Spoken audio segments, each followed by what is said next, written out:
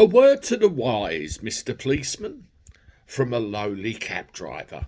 If you're going to go and raid somebody's house and arrest them, it's generally a good idea to make sure you get the right house and the right person to arrest. Otherwise, you're going to look very, very silly, aren't you?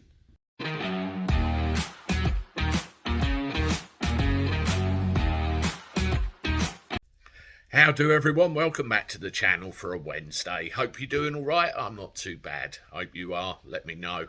Well, I don't know whether to laugh or cry when I see stories like this. I really don't. On the one hand, I think, oh my God, and then on the other hand, I feel sorry for the person involved. Have a look at this.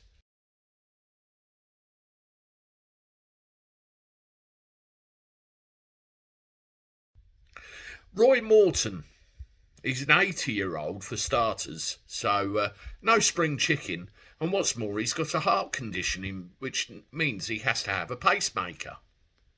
Imagine his shock when the old Bill ploughed through his front door at 7 o'clock one morning, shouted and screamed a load of unintelligible nonsense at him, and then tasered the poor bugger.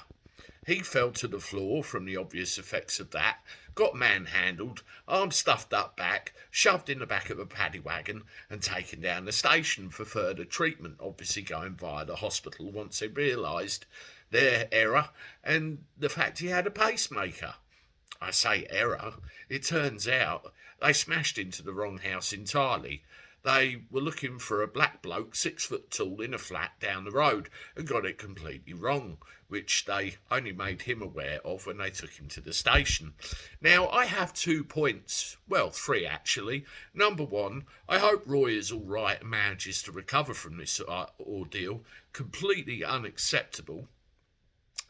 Number two, how could they get it so wrong? There's a bit of a difference between an 80-year-old white ex-ballet dancer and a 6 foot tall black bloke in his 30s. And number three, I hope he's compensated accordingly, because this is unacceptable by any measure, and yet again just shows an example of how policing can go a little bit wrong in this day and age. Not a very good showing at all. And I hope they actually managed to catch up with this bloke that they wanted to do all this to in the first place, and not this poor old 80-year-old. All the best, Roy. Hope you've recovered. Toodaloo.